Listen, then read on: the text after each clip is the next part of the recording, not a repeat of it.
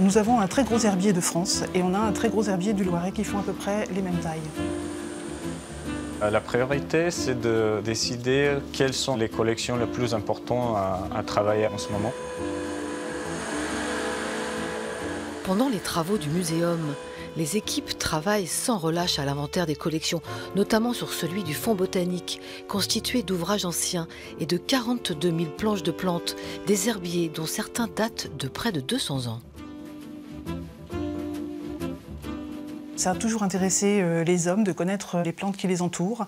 Et l'herborisation était une activité scientifique très répandue, non seulement chez les vrais scientifiques, mais aussi chez les amateurs éclairés et chez tout un chacun, en fait.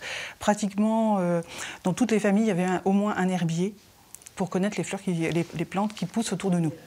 On a un très gros travail de numérisation à faire pour que les gens puissent consulter en fait, les planches d'herbier plus facilement sur un ordinateur.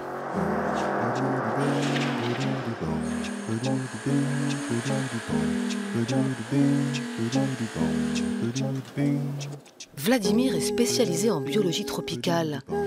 Fraîchement arrivé au muséum, il passe son temps dans les réserves pour dresser l'histoire des collections botaniques.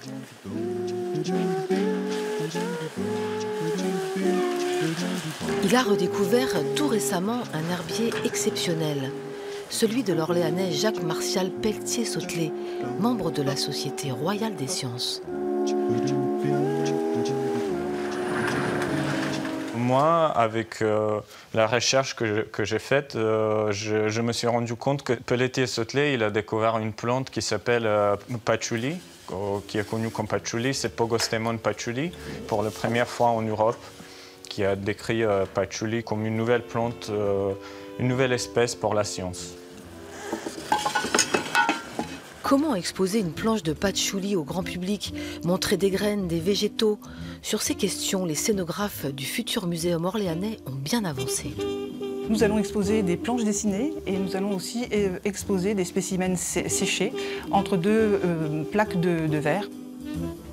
Des planches d'herbier plus modernes et puis surtout on va exposer des plantes vivantes dans notre serre en double pot que nous aurons en façade. Dans cette serre végétale ventilée naturellement, les plantes issues de la biodiversité ligérienne trouveront toute leur place, comme les sauvages de nos rues, ces petites plantes qui poussent entre deux pierres.